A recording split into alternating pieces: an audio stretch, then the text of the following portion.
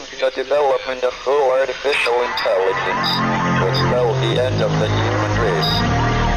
It's a flying object, and we don't know what it is. I would hope somebody is checking it out.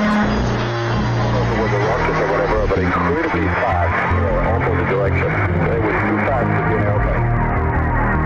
I'm glad the Pentagon is looking at this, because if it poses a threat, I want them on top of it. Well, the craft generates its own gravitational field. You said there's lights in the sky? The internet has become the command center for criminals and terrorists. 911, what's your emergency? I need help, please help! Aliens won't let it happen. You know, that's what we're instructed to say. Roswell, Area 51. Alien kept deep under the ground. 1, 0,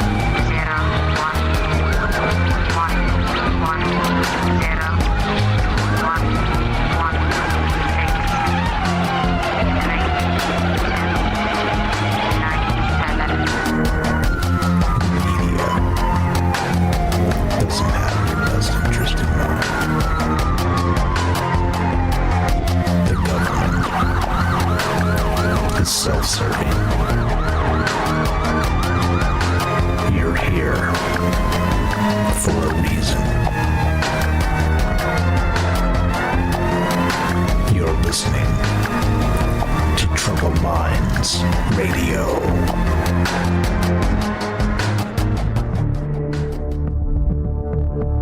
Broadcasting live from a secret bunker just off the extraterrestrial highway.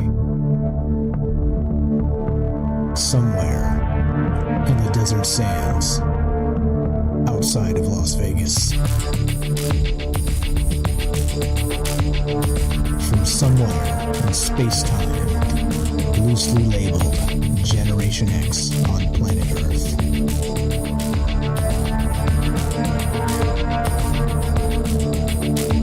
And asking questions of you in earnest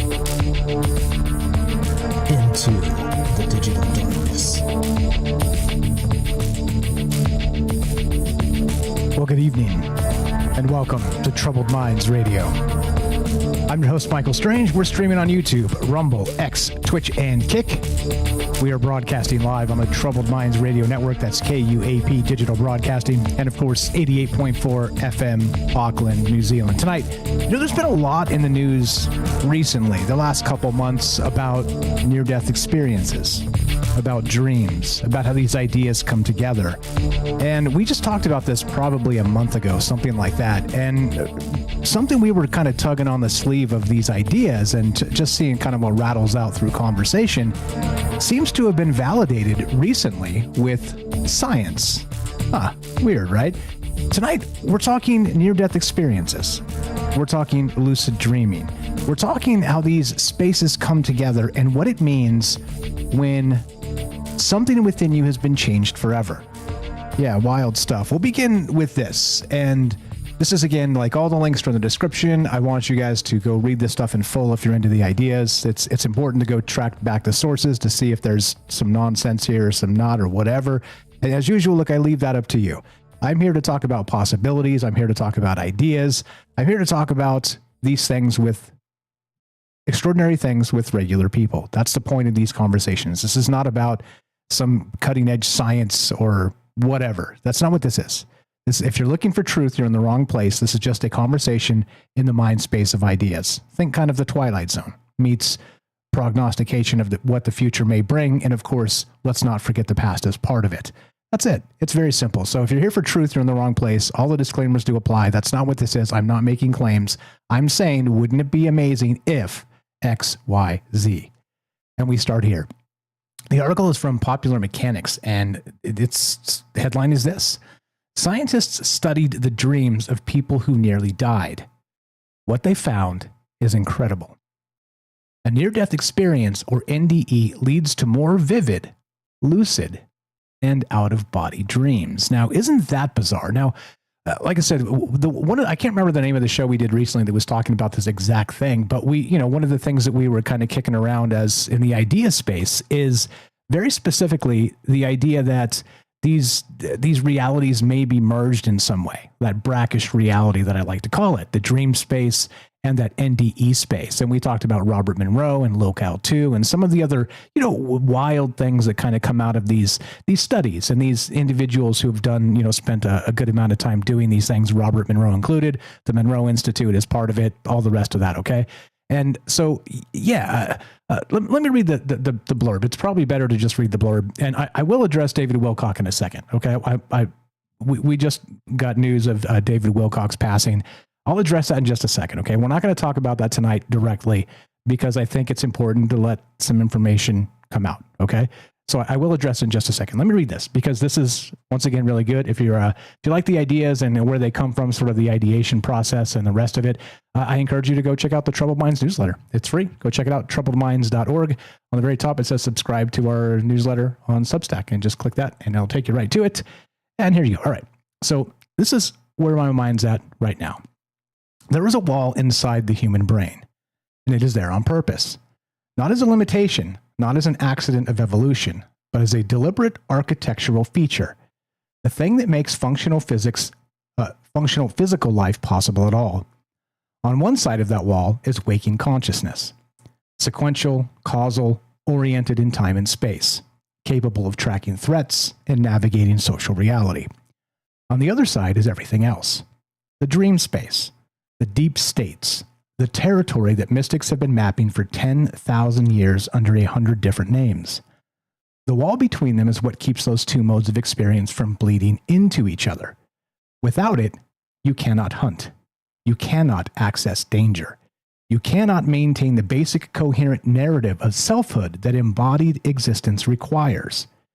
The partition is the price of admission to physical life. It is what makes us effective animals. Yeah, right? The near-death experience is what happens when the wall comes down. New research from Nicole Lindsay at Massey University has been quietly documenting something that the standard neuroscience framework has no good account for. Survivors of near-death experiences don't just report a dramatic experience at the threshold of death. They come back different in ways that persist and deepen over time. Their dream lives transform. Where they once recalled dreams occasionally, they now recall them nearly every night. The dreams become vivid in a way that exceeds ordinary vividness, carrying an emotional weight and a quality of reality that survivors consistently describe as exceeding waking experience rather than falling short of it. Lucid dreams increase dramatically after these near-death experiences. Now, out-of-body experiences during sleep become common after an NDE. And then there is the finding that sits most uncomfortably inside the materialist framework. Precognitive dreams, reported at rates that dwarf every control group, including the group that came close to death without having the NDE itself. Now, the study here, again, go check this stuff out. All these links are in the description. The study is there. It's been published at multiple different places. And it is from, who's the individuals here? It's from Dr. Nicole Lindsay of Massey University. And like I said, it's all there. Please go read this in full if you're interested in the ideas, because there's a ton of wild things. And like I said, it really fits into the mind space of what Troubled Minds has always been about, because I've talked about these ideas for years now. And again, in the conceptual space of, well, what if this and that, and these sort of maybe realms come together in some capacity? Maybe there's a wall. Maybe there's not a wall. Maybe once we touch it, we actually bring part of it back with us.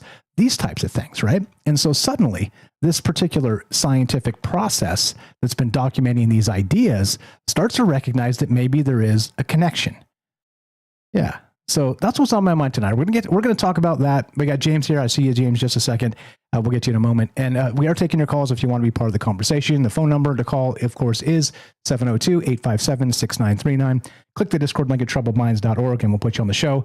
Before we do that, though, like I said, let me talk David Wilcock for just a second. So I just found out I've been gone all day at work. I left my phone at home, funny enough. I recommend you do that more often, by the way, as an intentional mind space. But so I got home and I found that out. And, it appears that it's a suicide. Okay. And so I don't want to jump to conclusions because these things do happen. and people do struggle with all manner of things. Okay. And so I want to leave the human space open for what comes next. Okay. I don't want to kind of jump to conclusions on this because if you guys remember recently, we lost a friend to the very same thing. Okay. Shout out to Mighty Rohan. We miss you. We love you. I wish we could have done more for you when you were here. Okay. So just remember that there's a human element to all these things. And sometimes things are open and shut. Okay. Sometimes that's just the way it is. Not everything is a conspiracy. There are conspiracies everywhere though. And it's up to us for discernment. Okay. So that's all I'm going to say about that for now. I'm going to wait for this to happen and for it to, the investigation to kind of unfold. I mean, look, maybe, just maybe, there's irrefutable body cam footage from an officer that shows exactly this. I don't like to watch that type of stuff, but you get what I mean. So let's not jump to conclusions right off the bat. Like I said, let's not devolve this into that conversation tonight. If you got a short take on it, fine, but I just don't want to get the cart before the horse. Okay. That's all I want to say about that.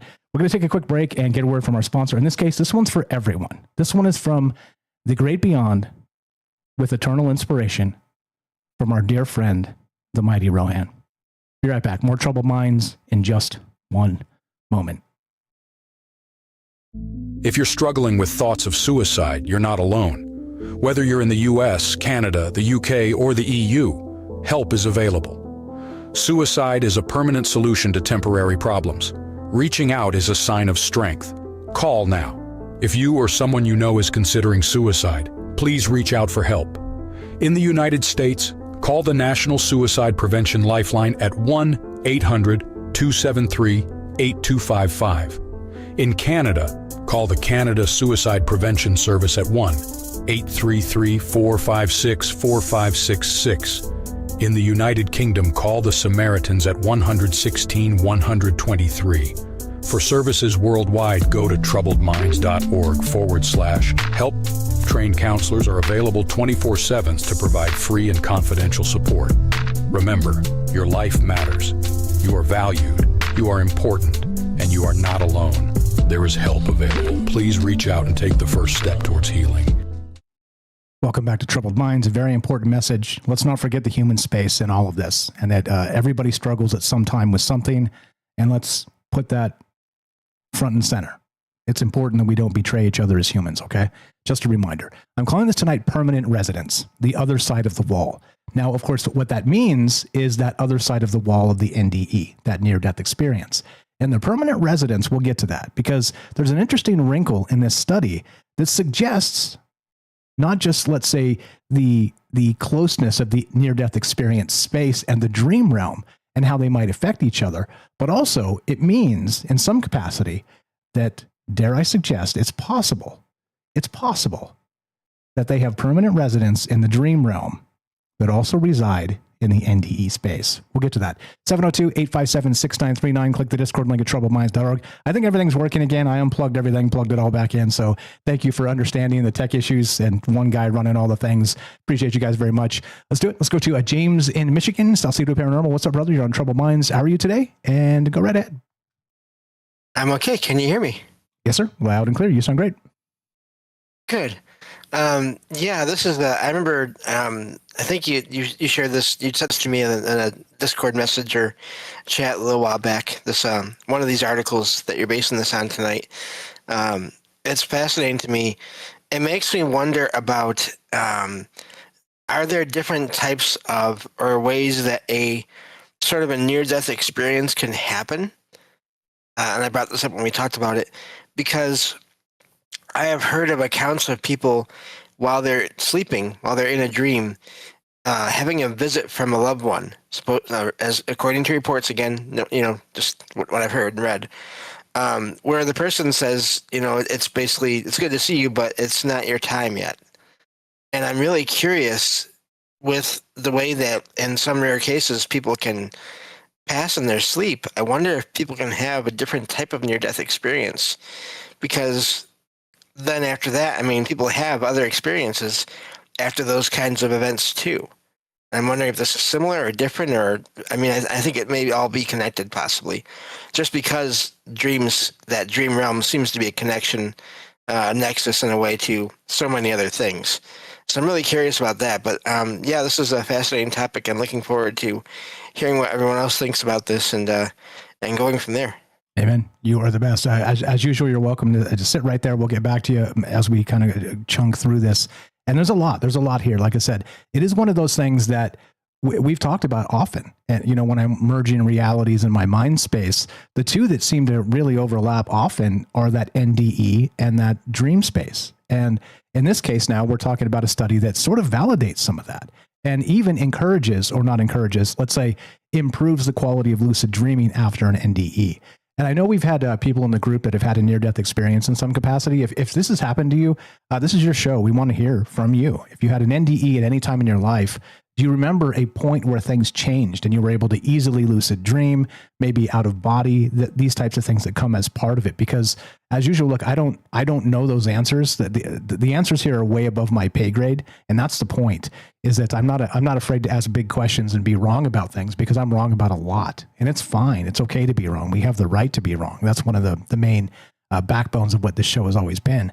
But let's talk about it. And what do you know? It's there's a lot here, like I said, and you can take it kind of any way you like because there's so many angles to it. But what do you know about near-death experiences? What do you know about the out-of-body space? And what about the dream space? Do we have an encroaching aspect of all these things coming together, triggered or amplified by that NDE? I don't know. Sound weird? Absolutely. Is it maybe true? Who knows? You decide. 702-857-6939. Click the Discord link at troubledminds.org. Get back to you momentarily, James. Thanks for being Johnny on the spot and patient. As always, you were the man, the glue of the show. Salcedo Paranormal, don't forget to follow him. Let's go to the Robert in Pennsylvania. What's up, Robert? Just hop on to the stage. Welcome. Thanks for getting in here early. You're on Troubled Minds. How are you, sir? Go right ahead. Robert in Pennsylvania. What's up, Robert? Thank you for muting that. And he's going to mute his TV. He tells me he puts us up on his TV, so he gets Michael Strange in HD. I'm horrified for him, but the Robert, whenever you're ready, just kind of clearly mute your stream, and then you're on Troubled Minds. Appreciate it very much. Test to test. Yeah, it's like I said, it is strange when we kind of talk about these ideas, and we've been teasing this for years, and then suddenly there are studies that come out that kind of validate some of it, not all of it, of course, but validate some of it. It's always wild to me. The Robert, what's up, brother? You're on Troubled Minds. How are you? Go right ahead. Test to test. Are you there? We don't hear your stream anymore. That's good, but I cannot hear you.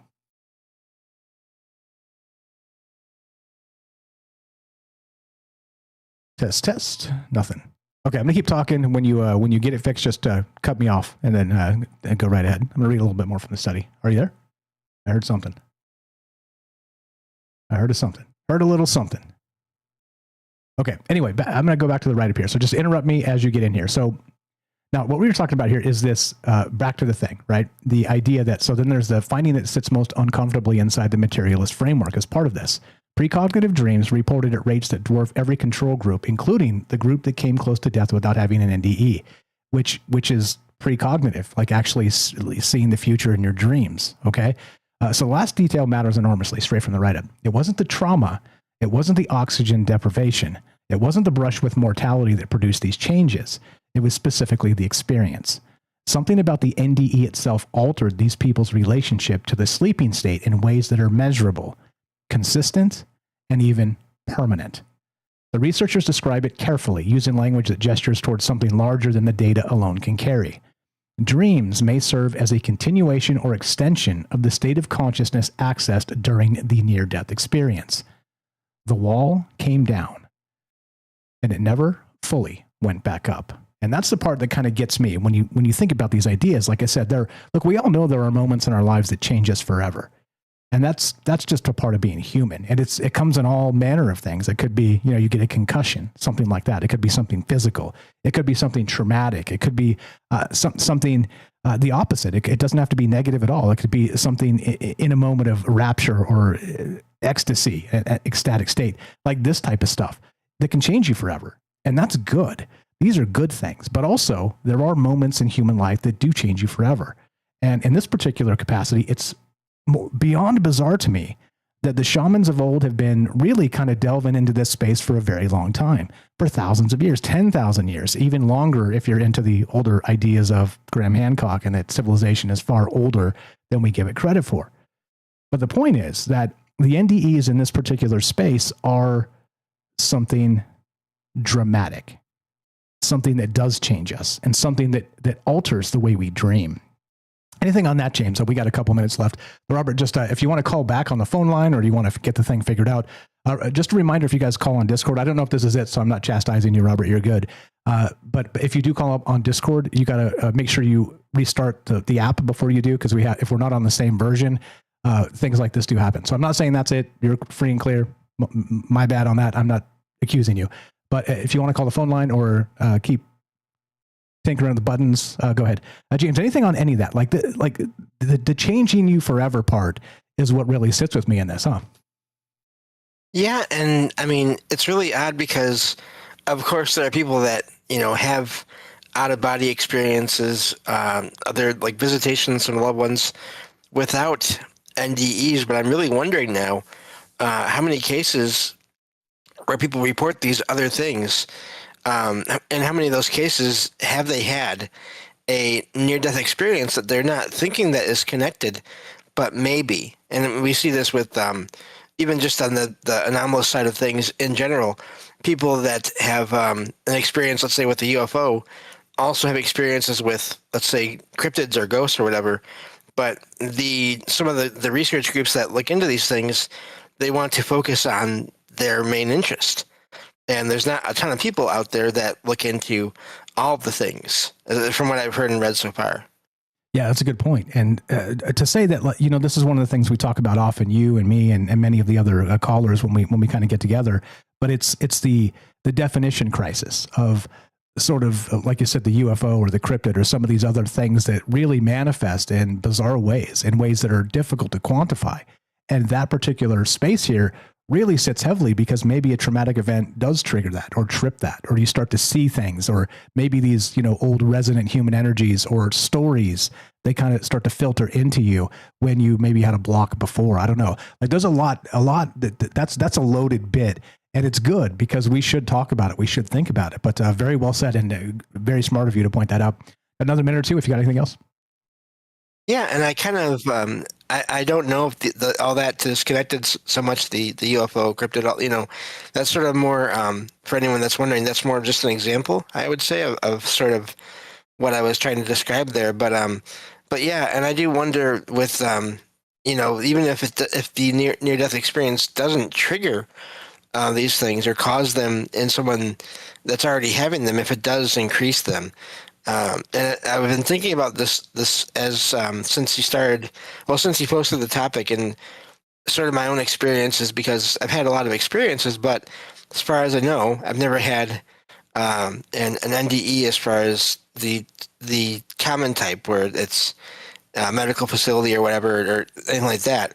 And I don't think I've had one with the sleep either. I've never had a loved one come to me and say it's not your time yet.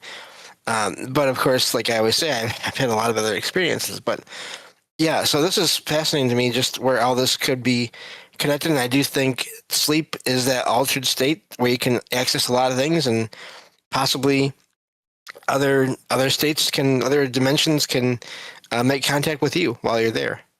Yeah, exactly. Well said, all of that. What do you guys know about it? We're taking your call, 702-857-6939 here with James Salcido. The Robert says on Rumble, he thinks he got it fixed. Are you there, Robert? Test 1, 2. Test to test. Nothing.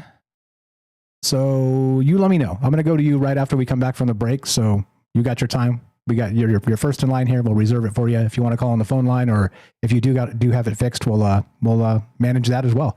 Appreciate you guys. Thanks for hanging out. Thanks for being patient with the tech issues. They do happen here, and it is a live show. Again, I'm calling this permanent residence tonight, the other side of the vault. We'll get to the permanent residence part because I think it is really important as part of this discussion. But as usual, look, I'm not all-knowing, obviously. I'm just a human. I'm just a person with, not scared of big ideas, and it's okay to be wrong. But what do you know about this? How weird does it get? Because that really is always the question I ask, because it is maybe one of the most important questions. Because how weird does it get? Tonight we're talking near-death experiences, and when they happen, how they permanently alter your ability to dream. Sometimes supercharging your dreams to the point of precognition. What do you know about it? 702-857-6939. Click the Discord link at troubledminds.org. Be right back. More on the way. We got the Robert coming up, more from James and your calls as well. Do not go anywhere.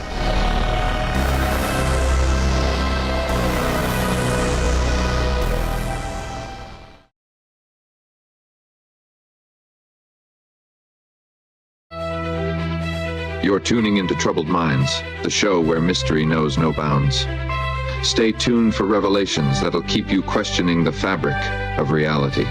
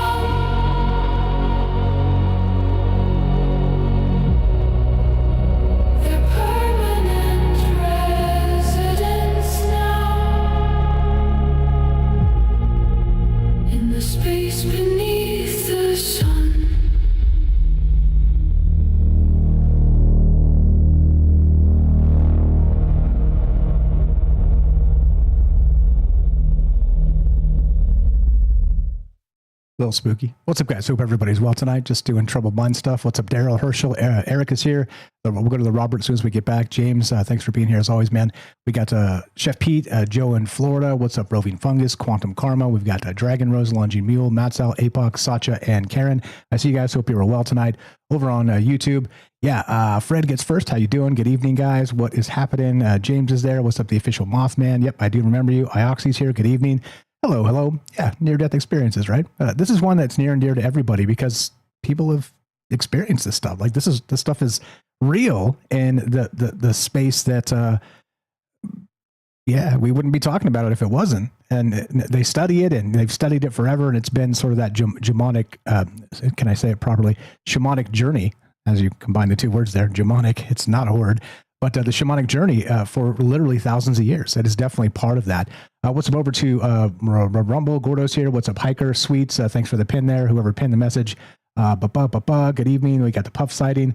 Hope everybody's well tonight. Thanks for being nice to each other in the chat. It means the world to me. And like I said, in light of recent news, the David Wilcock stuff, let's just don't forget that everybody is struggling with something. And if being nice goes a long ways.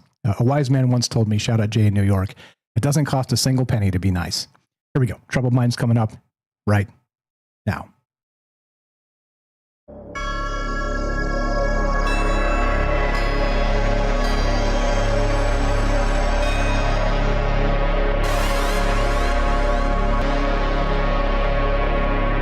Welcome back to Troubled Minds. I'm your host, Michael Strange. We're streaming on YouTube, Rumble, X, Twitch, and Kick. We are broadcasting live on the Troubled Minds Radio Network. That's KUAP Digital Broadcasting. You can find that at KUAPDB.com and listen for free all the time. And hear 24/7 of not just Troubled Minds, but Troubled Minds and Friends. Yeah, totally free. Also, 88.4 FM Auckland, New Zealand. Tonight, we're taking your calls as we go deep.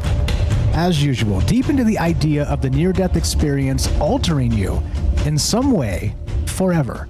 And this new study has just recently hit, and it's talking about this idea in the sense of altering the way we dream. Lucid dreaming becomes more powerful. Even precognitive dreams seem to happen on a regular clip. This type of stuff, right? And stuff you just can't quantify. And we live in that space, by the way, the non-quantifiable space. It's what makes these conversations so good, because we can talk about it and not expect an answer, not expect an outcome. Just talk possibilities in the pocket of the mind space of what all this means. But the real question is, what does it mean to you? Has anybody out there had a near-death experience? And if so, do you think it affected your dreaming in any measurable way? 702-857-6939. Click the Discord link at troubledminds.org. Thanks for being patient with the technology, guys. To the phone line. I believe this is the Robert. Robert in Pennsylvania. What's up, brother? You're on Troubled Minds. How are you, sir? Go right ahead. Oh, I'm fine. Right on. You sound great. Okay.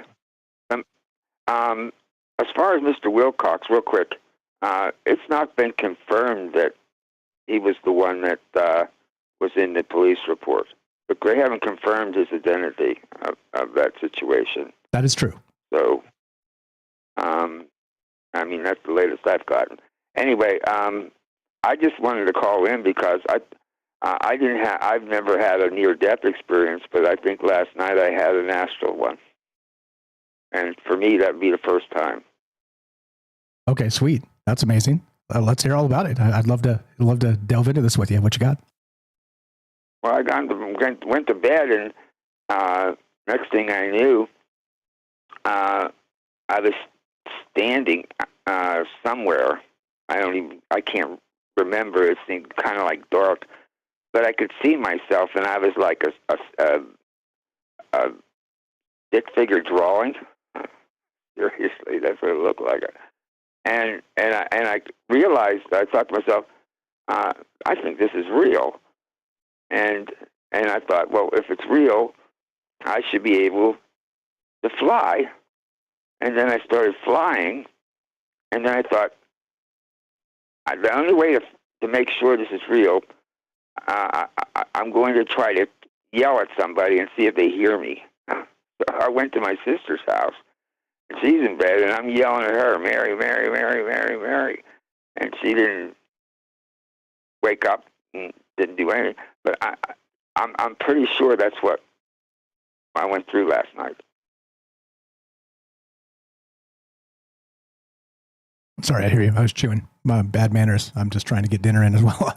Okay, so it's very, very Robert Monroe. Like when he described the out-of-body experience or the going into astral, he was able to travel in the world, okay, to real places and see real people. And that's what you did. And so you actually tried. And in Journeys Out of Body, there's a very particular aspect where he mentions that he pinched somebody, one of his colleagues, actually pinched them from the astral out-of-body space like you were trying to do to try and get somebody's attention. And it worked. They actually like jumped and looked behind themselves and were shocked that it felt like they had been touched somehow. And it was clearly him, and it was friendly. It wasn't anything perverted. He was just trying to get somebody's attention, and it worked. And so this is the type of stuff that if you've had an actual astral experience here, we're able to go somewhere, yell at your sister. Maybe there is a way to kind of handle this and do this and even bridge the gap of communication somehow. And that's what he worked most of his life on, which is an incredible tale if you've read any of his works. But I mean, I love that. I appreciate you sharing that experience there. What else you got regarding that, or the dream space, or NDEs, or anything else? Well, what's interesting is that throughout today, this happened last night. Throughout the day, I felt calm, more calm than I've ever felt in my life. I had to go through different things today, and each one of them was like, getting this, and it was just nothing. With these things I had to do. I mean, I was worried about them a couple of days ago. Things like I'm having the exterior of my house remodeled, things like that. And usually that puts me on edge because I don't like the intrusion. But I was completely calm with it, and it's different for me. Yeah, that's wild. And so it wasn't anything you did different. You just went to bed as normal, and then it kind of transitioned into this space. Is that the best way to describe it? Yeah, I wasn't trying to have the experience. I just wanted to go to sleep, and this happened. And what's interesting to me is I kept thinking, this is real, you know. Most of the time when I have dreams, you know, they are like I'm living a different life. I'm me, but I'm a parallel life. I have a lot of dreams like that, but this is the first one, and it was just really wacko. You know, looking at myself. I mean, looking at myself in that form, and it was a pencil sketch like. And by the way, he didn't have to pinch that guy. I know from my own research on this stuff, you know, because I read a lot, that anytime you're out of the body and you're in astral and you go to touch somebody, they will feel that. 'Cause it's like electric shock.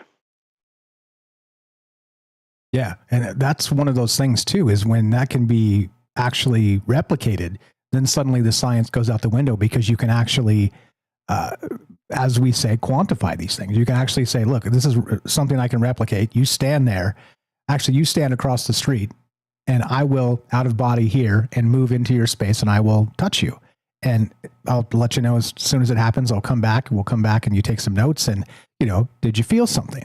And so that becomes the thing, right? Where the woo and the mystique of all the astral and the things we talk about becomes science. At some point, you're able to measure these things, and that's good. That's what this is all about anyway, kind of getting some level of, not proof, but you know what I mean, just a greater understanding of what the hell's actually going on. Sure, and the reason that the person, it's like an electric shock, because when you're out of the body, all right, that is pure energy. That form, pure energy. It'd be like touching a electrical cord. So electrical cord, if you go to touch somebody, you're projecting that kind of energy into their body. Yeah, which makes sense that it would be felt, right? Because we are, you know, electrical beings in many ways anyway. So like that actual bridging that gap seems trivial if those things are repeatable. And that's really why we talk about these ideas. Well, I enjoyed the experience, but I think I'll pass on it for now. I'm really strong about living in this reality and being able. And I read your piece there about why there has this membrane, this separation, and it's very interesting to me what you wrote there, because if it wasn't there, we wouldn't be able to navigate this reality. Yeah, it would be too much information. You know, we talk about this a lot, the seen and the unseen of Amun-Ra, of the old ways, of the ancient Egyptians. And Ra was the radiant sun god, okay? That everything lived in the daylight. But then Amun, A-M-U-N, was the Lord of the unseen, and all the things that we talk about here. And they talked about merging these two ideas into one deity. That's Amun-Ra. And that becomes exactly this space, is that if you do that and you live in sort of both spaces at the same time, it's too much for the human experience. We become shamanic. We become, you know, reclusive. We cannot operate properly in a material world. And that makes a ton of sense to me. Yeah, and one quick point about something I saw today. There seems to be this thing with the EV cars that the cameras on them. I'm not sure if it's particular EV car, whether it's a Tesla or it's just any EV car, but they'll be driving past the cemetery, and what's supposed to pick up, you know, to prevent you from crashing into a pedestrian, you know, it'll recognize the pedestrian, all right, and tell you. Well, when you're driving past a a cemetery, they get these white shadows of people walking around. Have you seen that yet? Yeah, that's actually an old story that we talked about this a couple years back. And I'm not sure, like, once again, can this be duplicated? But we did see there was somebody that was driving by a graveyard, and instead of detecting passerbys, pedestrians, it actually was picking up sort of these humanoids, like that look like pedestrians, but you look out the window and there's nothing there. And so they made the correlation that maybe it was, entities from the graveyard. Again, like I said, can't verify any of that, of course, but it is an idea we've talked about in the past. And the technology, maybe it gets to a certain point where maybe, just maybe, we're able to detect undetectable or previously undetectable things. That would be incredible, wouldn't it? Yeah, because that's what I'm thinking. If this is any truth to this stuff, it would be, and the fact that that's what that camera is geared for, what those sensors are geared for, to pick up pedestrians. It seems to me like it would pick up the field of some person who was deceased in a cemetery walking around. It seems to me like it would be able to pick up a ghost. Yeah, why not? I mean, that would be probably one of the first, spooky things we pick up would be that old idea of a poltergeist or, a roaming spirit or something tethered to a space. And wouldn't that be incredible? Look, I'm looking forward to when something like that happens, and it scares the crap out of all the scientists in the world because they're like, this isn't supposed to happen, guys. It does. That would be amazing. Well, it was nice talking with you, and I just wanted to really get on the line real quick and explain, talk about my little experience last night. And if there's any further episodes of that, I'll call you and let you know. Okay. I agree with you. Let's not chase that dragon at this point, but if it's finding you of its own accord, well, enjoy the ride. Okay. Have a great night. Appreciate you, brother. We love him. That is the Robert in Pennsylvania, a good friend for a long time. And of course, a mentor of mine, a mentor to us all. The Robert, affectionately, is what we call him. It's his writer's name. And go follow him. Go buy his book in all places, troubledminds.org/friends. Scroll down. It's under T for the Robert right there. Click that and you'll find his book. It's on Amazon. You can probably buy it tonight and get it tomorrow. That's how quick Amazon is. It's like magic. Love to hear your thoughts. We're talking magic, not just magic. We're talking dreams, near-death experiences. We're talking that when you actually dip into the near-death realm, does it change you? And is it a measurable change? And some science recently has suggested yes, measurably, that you can lucid dream better, more accurately, that even precognitive dreams seem to come more often. Weird, right?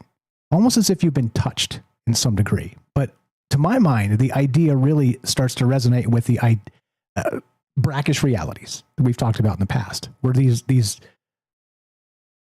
places come together. The near-death space, the astral space, the dream space. Seems like there's a lot of traffic out there in the ether. And what the hell does all that mean? Love to hear your thoughts. 702-857-6939. Click the Discord link at troubledminds.org. Nobody on the line if you guys want to jump in here. James, anything you got on what Robert said? The astral stuff is absolutely wild to me because you can interact with the real world according to Dr. Robert Monroe. What do you know about it? Yeah, great call. Not only that, the stick figure aspect of that is fascinating to me. Makes me wonder, we did that show a while ago about all those stick figure sightings over the years. What if, as usual, there's more than just one cause for it? And what if one of those causes, what if some of these stick figures that people see are people having out-of-body experiences? And I'm really wondering about that because I have heard of people having experiences where they saw sort of what at first they thought was an apparition, but then it looked like a regular person, and the person seemed startled that the experiencer was able to see them and then would vanish. And so I do wonder, are some quote-unquote ghost sightings actually just sightings of people going out of body? And it makes me wonder, too, what if some of these cameras, like Robert was describing there, they're not just picking up spirits or souls of people that have passed on. They're picking up people out of the body in other forms, in other ways. even some of these stick figures that certain cameras display, on the ghost hunting shows. Wouldn't it be hilarious in a way if they thought they were picking up spirits and they were actually just, picking up people having out-of-body experiences? Yeah, like the astral space, or even maybe a dream encroachment somehow. We've talked about that in the past as well. And if people are lucid dreaming, it means that you can kind of merge the astral space, and at least meaning you can just control the dream, which means conceivably you can go anywhere. That's a question I have for the actual dreamers out there, the people who do lucid dream. Does it mean you can go down to like the corner, the corner store and hang out watching the people, sell at the gas station or whatever? Like, could you just watch them sell cigarettes and tobacco all night or whatever? Like, that becomes the question here, because as you merge those ideas in those spaces, we're talking about maybe the same thing. And I don't know. I think lucid dreaming and that the idea of the astral experience, or the Robert Monroe out of body, maybe, just maybe, there's a correlation here that is, I don't know, maybe tidier than we like to admit on that. So as usual, I don't know. Anything on that, James? I'll read some of the stuff from the study here, because I think the details are incredibly important. But if you got anything else, go ahead. A couple of things. Yeah, I do think it does seem like, all this is part of why all this is so tricky is some people seem to be able to control when they have their out-of-body experiences, or how long they can be out of body, or all these things. Other people, like myself, things just happen, and I go, and then I come back when, who knows, when it happens. And so, yeah, and I also, the alternate parallel universe thing is fascinating, that Robert now is the second person that may have had those kinds of experiences that I've talked to, or that I heard from. But yeah, I do wonder how much of this, again, when people are sleeping, and if you think of another note on the whole paranormal investigation thing, picking up on not just souls, but just people having out-of-body experiences. It's funny because, like, it's just out to me. It's even out there, but it would make sense in a way, because a lot of times these people that do these investigations, when do they do them? It's at night. It's in the early morning. So anyway, just a couple possible, connections there, but who knows? But yeah, I think that's all I have for now. Right on. Shout out the Night Stalker. Yeah, and the weird, that dynamic aspect of, and we've talked about this in the past too, can the dream realm sort of be congested? Like, is it a space? Is it a finite space? Or at least a space in the aspect of, let's say, if it's peak dream time is like sort of peak bandwidth for the human psyche, and that the bandwidth is in the ether, the bandwidth is in the noosphere of human ideas. And so the night workers, day sleepers, maybe they have a different, a more clear path to the dream space, and maybe they dream differently. I wonder if that study's been done. I'll dig into that, because I think it's highly fascinating. But and as usual, many of us have worked shift work over the years, doing different jobs or whatever. Add that to the mix, because I think it's important to consider that maybe, just maybe, there is I don't want to call it finite, because it seems weird to me to put a hard cap on ideas and the idea space of humans. I think there's probably a limitless space there. Think of it like the heat sink of Earth and then space, right? So you can kind of generate limitless heat from Earth, and it'll sink off into space, and you'll never warm up space. You get what I mean? That's how I kind of see this, just as a conceptual thought. I don't really know, of course. Like I said, it's way over my head. Okay, let me read a couple of these things. Now, this is straight from the study, and like I said, it's important to get the details on this stuff, because these ideas, they are, again, science, right? Well, let's look at the actual scientific space and how they did here. So this is from Popular Mechanics. Again, links are in the description down below. I'm going to read just the AI recap, and that's probably the best way instead of reading the whole damn article. It's this. So researchers found that people who have near-death experiences tend to have more frequent, vivid, emotionally intense, and lucid dreams afterward, sometimes including out-of-body and even seemingly precognitive dreams. I'm assuming top of the hour there, Derek. I see you with your hand up. I don't want to cut you short here. I'll finish this, and then we'll go to Derek at the top of the hour. You tell me if you have any objections. So what the studies did, this is, again, read it in the paper. The paper's there too. But what the studies did, psychologist Nicole Lindsay and colleagues studied 138 people with near-death experiences, 45 who nearly died without an NDE, and 129 with no such experiences. Using the Mannheim Dream Questionnaire, they measured dream recall, emotional intensity, and lucidity across these groups. People with NDEs reported stronger dream recall, more intense and more positive dreams than people without NDEs. In follow-up qualitative interviews, participants said their dreams became nightly instead of occasional, more vividly detailed, and blurred the boundary between dreaming and waking life. Many NDE experiencers describe an increase in lucid dreams, out-of-body experiences within dreams, past life type dreams, and in some cases, dreams they interpreted as precognitive. That signal to noise. Imagine if we can delve into that and figure out what that signal is in the noise of the dream, the actual precognitive signal we've talked about in the past as well. That'd be wild. But to continue, so these dream changes were tied to broader shifts in identity, spirituality, and how they perceived reality, obviously, as if dreams were continuing the altered state first accessed during the NDE. What scientists still don't know, and this is where the troubled minds conversation comes in, of course, is the studies did not identify any clear brain or psychological mechanism that explains why dreams change so profoundly after an NDE. And second, the article frames this as another open mystery about how consciousness operates under extreme conditions near death. Yeah, like I said, it's all there in the actual write-up and also in the studies and the Popular Mechanics article. Wild stuff. And like I said, it's strange to me. Odd, bizarre, wild, incredible, all of the adjectives you can slap in there, that we've talked about this exact thing forever, for just kind of kicking the cosmic soccer ball around, as I like to call it. And now suddenly there's some science that's validating that idea, that there is some link between the near-death experience and not just the out-of-body, but the idea of a lucid dream. And so in the past, I've called these brackish realities. Now brackish just means salt water, fresh water comes together and creates its own ecosystem. Okay, its own new ecosystem that's distinct from the two, from the salt water and the fresh water. And I've always said that in conceptual, of course, but a brackish reality where maybe the dream space encroaches on the near-death experience space as a plane of existence or a plane of thought or something to this degree. And maybe, just maybe, there is that brackish existence of its own ecosystem where when you're touched by that near death, you actually are supercharged somehow in the dream space as well. I don't know. Fire stuff. I appreciate all the calls tonight and all the interest and all the chat, and thanks for being nice to each other. Got a couple minutes left before we go to Derek in Massachusetts after the break. Anything to add to that, James? Tons of stuff here. We've talked about the brackish reality a lot. What else you got to add to, or if not, that's okay. Yeah, no, I do think all this it seems to be connected.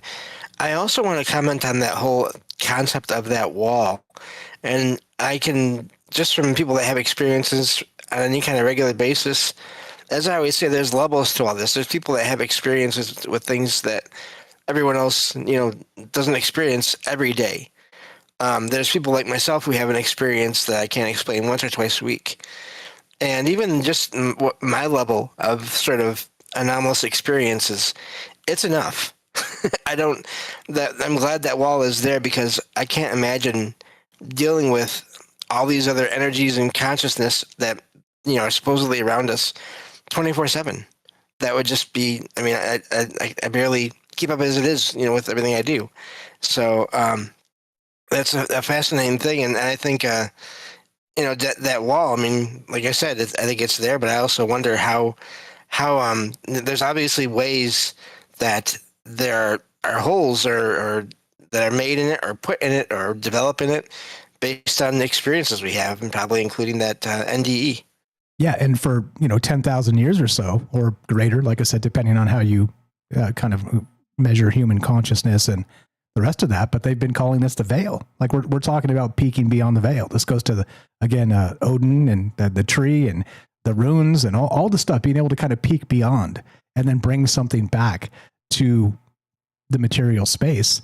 It feels as if this is what's happening, because they're bringing back a heightened dreaming ability, almost as if it's merged somehow or supercharged or amplified, or I don't know. It's all incredible to me, like I said, and I wish I could do this stuff. I don't know. Like I'm with Robert too, where I'm not so sure that I want to, kind of delve into all the things and, be I don't know, like a psychonaut. And I'm not judging that. I'm just, like I said, suggesting that it's easy enough to sort of fall into dare we suggest a cult, or, you know, things like this. The human experience of just belonging is hard. But then beyond that, imagine fully that when you dabble in these things, you possibly do change yourself forever. And that could be very good, but it could also be very bad. Love to hear your thoughts on this. We're talking the near-death experience and how it affects the dream state afterward. 702-857-6939. Click the Discord link at troubledminds.org. We'll put you on the show. It's as easy as that. We got Derek the Night Stalker coming up. More from James and your calls as well. Do not go anywhere. More Troubled Minds on the way.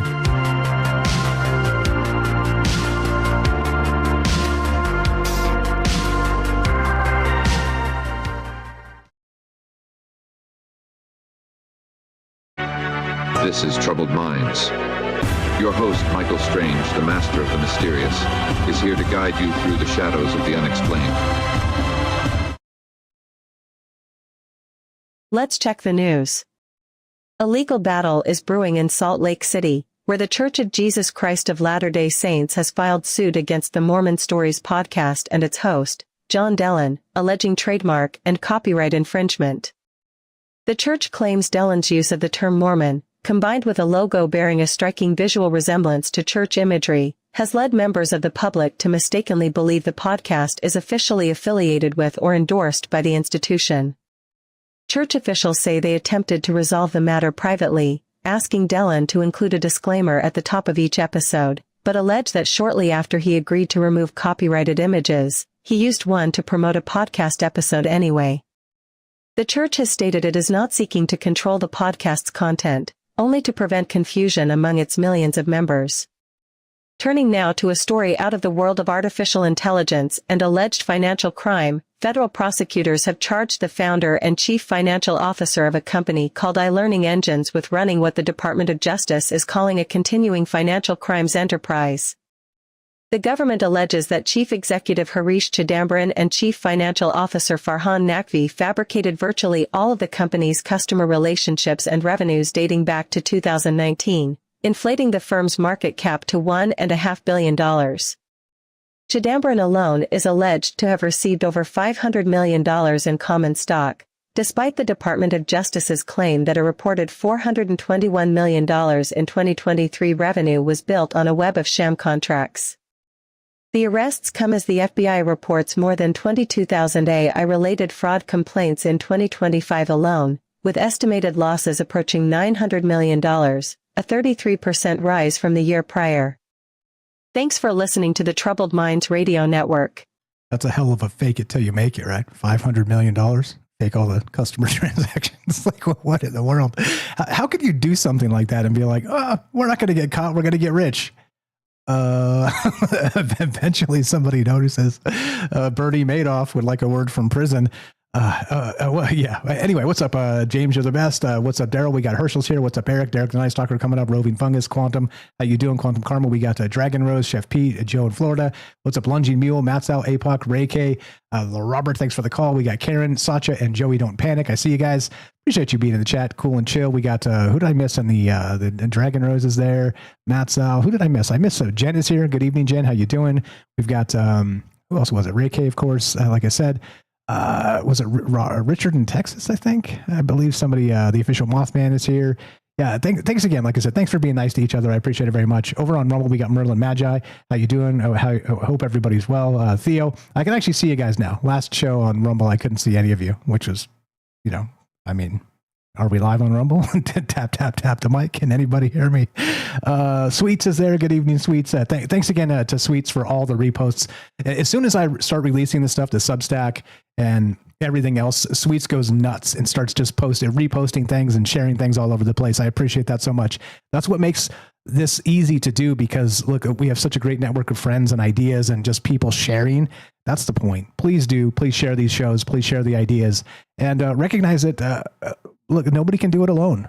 That's the point. So let's help each other. Like I said, troubledminds.org/friends. Shout out Sweets, the other glue of the show. Thank you very much for that. And who'd I miss? Puff. We got Gordo. How you doing? Thanks to whoever's penning the stuff over there on Rumble as well. Thank you very much. And where can I sign up for a sham contract? Yeah, exactly right. Exactly. I don't know. That's a good question. That's a hell of a question. Anybody in the sham contract business that could help our friend Satya? I'm just kidding. Keep me out of that. Anyway, here we go. Trouble Minds coming up. We got Derek the Night Stalker, more from James and your calls as well. Lines open if you want to jump in here and talking NDEs. And can they actually supercharge the lucid dreaming space? And do these realities blur? Do they come together in some capacity? I don't know. You tell me. Here we go. Trouble Minds happening right about now. Or now? Now. Can you hear me now?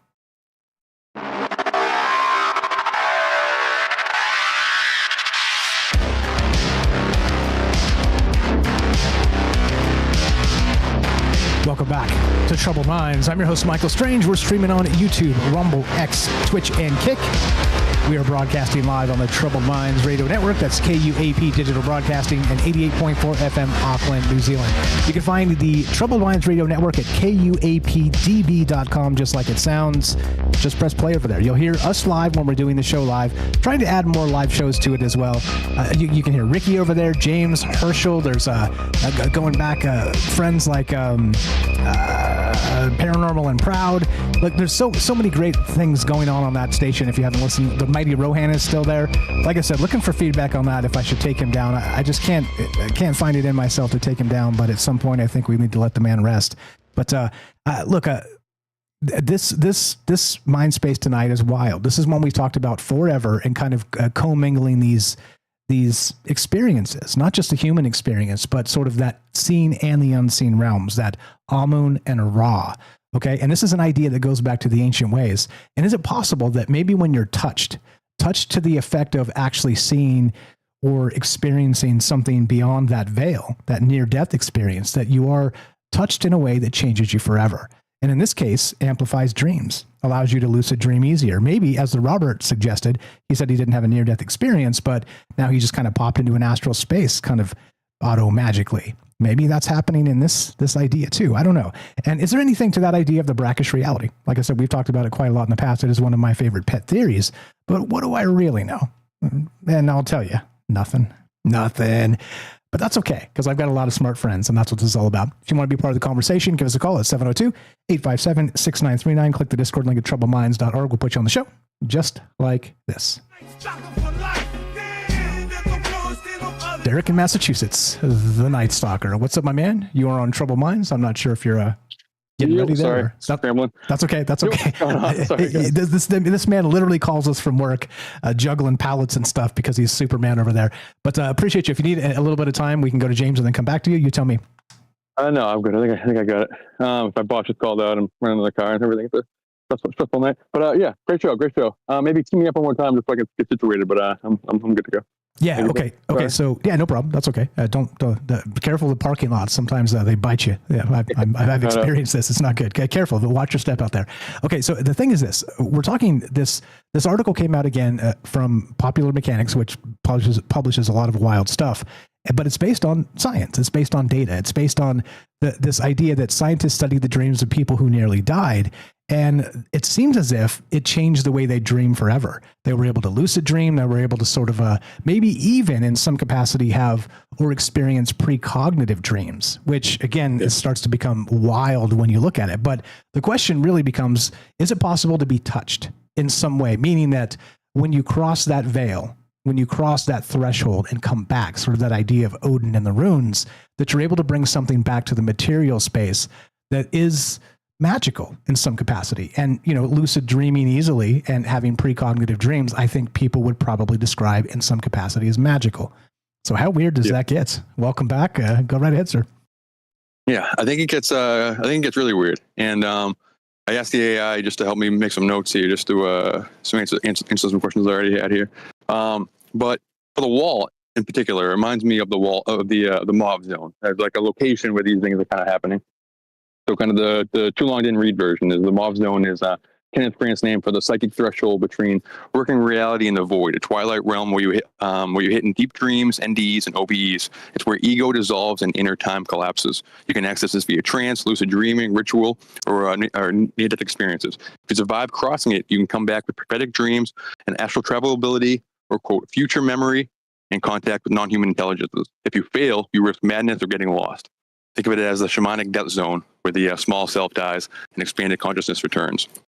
this kind of this weird threshold area where kind of the self dissolves away and you meet all these otherworldly beings and everything. Kind of you come back then you come back touched. And that reminds me of the ego death practices all across different shamanic cultures, but it also reminds me of Dune and how kind of the Bene Gesserit take this blue drink, this quote like water of life, in order to survive this ego death and come back with prescience and everything. And I just asked the AI to give me a short version, just so I'm not rambling too bad. It says, "What is the water of life in Dune?" It's this blue poison made from drowning a young sandworm. It's lethal to the untrained. Only Reverend Mothers or the Kwisatz Haderach candidates can drink it. The body shuts down. You have a near-death experience or an ego death. If you survive it, to survive it, you must control your body to transmute the poison. It's at the cellular level, or you die. And the result is you quote unquote die. You have an ego death and come back with quote other memory, which is all your ancestors' memories. And if you're a Bene Gesserit, then it's usually all your female ancestors' memories. And then the thing that made Paul Atreides special is that he got the memories from both sides. But then you come back with this sight. You come back with this prescience, the dreams you have are from this deep void that you can access, and you know everything. You know a million moves ahead and everything. You unlock this. You have this ego death ritual, and you come back with powers unlocked and prescience and dream recall and precog dreams and all that kind of stuff. But I'm rambling. But what do you think about that? No, that's cool. I always like that idea of that ancestral memory, to be able to tap into that somehow. And I'm not a big Dune fan, as you know. I haven't read the books. So I've seen the modern movies, and I saw the Space Cow version in the 80s, which I thought was really weird. But beyond that, like that ancestral memory aspect, it is baked into us. It is, and how much of that we can sort of retrieve, like what we can measure is the gene expressions that kind of turn on and off, right? That's the scientific version of this. But I wonder, and we've talked about this in the past as well, because we've talked about just about everything in this space, but the idea of ancestral dreams and being able to tap into those somehow, maybe they are baked into who we are. And those ancestral dreams may be something to this idea of that touched space. And once you sort of phase over into that, maybe you're starting to see it more clearly, the space for what it is. And that's why it's easier to navigate. It's easier to be lucid. It's easier for a number of reasons. And maybe, just maybe, it has something to do with that ancestral idea. And to Dune, even more wild, that you could have some kind of potion or antidote that would unlock all of that. Imagine being able to do both. So it is the seen and the unseen, right? So this is the maternal line, but imagine you're able to do the paternal line as well, merging the worlds. All of that would be incredible. But also, by the way, too, and you've brought this up in the past, don't you think that would be too much experience for the human shell? Yeah, and that's the problem with the whole process. That's why most people die. And the only ones who, like the spice in Dune, it's something that's just around the environment. So people are getting in this altered state and getting into this kind of psychedelic state. So they're having precog dreams and they're having prescience from that. But then it's worked into the actual religious practice of the Bene Gesserit. And they're trained. They're able to they're able to manipulate their body down to the cells, so they're able to survive this practice. But most other people, they die. But even if you are trained, even if you are practiced, you have to. And the reason why you do need to do the practice is because if not, then you'll come back as an abomination. They call it abomination, where your ancestral memories, they're like. It's kind of like a Akashic record, or kind of like the Dune tree, where they put their tail onto the tree and they get all the memories from all of history and stuff. But instead of being kind of just information, each of the ancestral memories, they are the ancestors basically. Like they are awake. They have their own identities and stuff, and they're trying to take you over into this weird dark place. And you don't really know how to navigate it. And they're all grabbing and reaching at you, and you might not come back as yourself. You might come back as one of these ancestors instead. They basically possess you. And they call that an abomination, or you just come back crazy. And that's what happens in the later Dune books, is that his kids are just born with it, and they're nuts from the jump, and they kind of have to, the way the God Emperor Dune Leto has to reckon with this, is he basically makes a deal with the worst of his ancestors. He's like, all right, this is chaos. You're on my team. Handle all these people so I can function in reality. Otherwise you're. There's a schizo, basically. You just can't hear all these things mixing in your head all at once. I don't know. It's interesting. And I went to 8 years ago. I went to a little seminar from Freddie Silva called the Art of the Resurrection. This is a presentation he does where he goes he like shows a slideshow of all these different ancient sites and how they're all aligned to Venus and have all similar alignments and all this kind of stuff. But the function of them is to have this ego death or this mini death or whatever, where you induce a death, or you induce an altered state, or you induce a drowning, or any of these different methods, which is still done by the Navy SEALs and everything. They still, part of it is they drown you as part of the process and then bring you back. But the drowning or the dying and coming back is this ego death, this art of the resurrection, potentially the Jesus stories based on or whatever, and the coming back with a shamanic experience, the Orphic cults, all this kind of stuff, to go to the underworld, go to the other side, dissolve your ego, and then come back changed, and usually with prescience or precog dreams and all that kind of stuff, magical powers or housed by an entity in certain cases or whatever. And I got a big list of all these different practices if you want that. But I need a drink. I'm about to cough, so anything on that real quick? Yeah, James, let's let James back in here. If you got anything on that, James, go ahead. Yeah. Yeah, no, there's a lot there. That's amazing. I need to finish listening to Dune again, the first book, but because I started it a couple of years ago, I think. But yeah, the ancestor thing is fascinating, and I mean, yeah, if you have too much going on in your mind, I mean, that's not good. It's even just regular. I know from my own experience, just regular stuff every day, my mind is always going with things, and that's just me. That's not anyone else.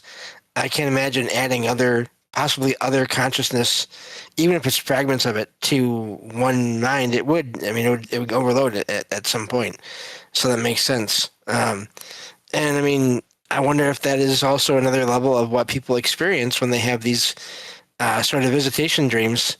Not that I'm saying that those aren't real, but also it could just be sort of, it is that other person, but it's only part of them, but it's still sort of impactful enough where it is an experience, and it's more than just a dream. Yeah, exactly. And I think all this ancestral worship and ancestral incorporating that into society is something that most of the world does still currently. I think that the Dia de los Muertos and all that kind of stuff is more based around venerating ancestors than it is like dressing up in costumes and doing the spooky Halloween that we do and stuff. And I think I don't practice magic, but I think one of the first things that a person who does practice magic will tell you to do is to make an ancestor altar. And it's like thing one. It's like, I think whether they're kind of floating around you spirit-wise, or that's just what your ancestral memories are, or whether that's scientific or what the deal is. But I think it's important. Something that maybe we lose in I don't know, contacting this wall or getting to this wall that you're talking about. I think it's important all across cultures. And I'll try to be quick with this list, but it gave me kind of a ton of them. So these are all traditions that involve an ego death or a symbolic resurrection. And with initiate, it comes back with more visionary dreams or dream knowledge or more prescience. So there's the Siberian shamanic initiation, where the candidate dies and is dismembered by spirits, and then reassembles with new bones, returns able to journey in dreams and heal. And the disassembling part is very common amongst all these practices, and that's kind of you ever see the Ben Franklin American or the U.S. serpent or the Philadelphia serpent or whatever it is, and it's all kind of cut into these pieces and stuff. That's I think the surface level version of that is it might be 13 pieces and it's the 13 colonies uniting or something like that. But that's the shamanic experience. This serpent and this dismembering you and putting you back together and all this kind of stuff. There's the Tungus shaman sickness, where illness forces you soul to the underworld. Spirits tear the body apart and rebuild it. Survivor gains ability to dream travel and see spirits. There's the Inuit initiation, where the shaman is eaten by the Tupilak spirit or polar bear. Bones are picked clean and then reborn. Gains healing spirits and prophetic dreams. Australian Aboriginal Marian initiation, where the boy is killed by rainbow serpent or spirit beings, swallowed and then regurgitated with quartz crystal inside. Now dreams the dreaming. Yanomami Hakura initiation. Apprentice takes Yopo snuff, collapses as Hakura spirits kill him and replaces blood, returns with his spirit allies and lucid dreaming.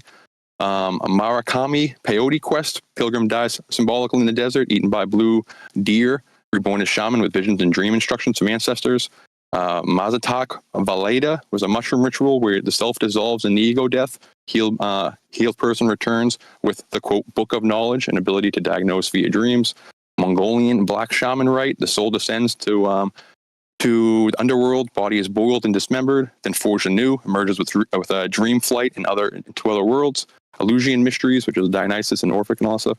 Is the Greek drink kykeon, which is like a wine, underwent symbolic death rebirth with Persephone, reported lifelong fearlessness and vivid dream visions.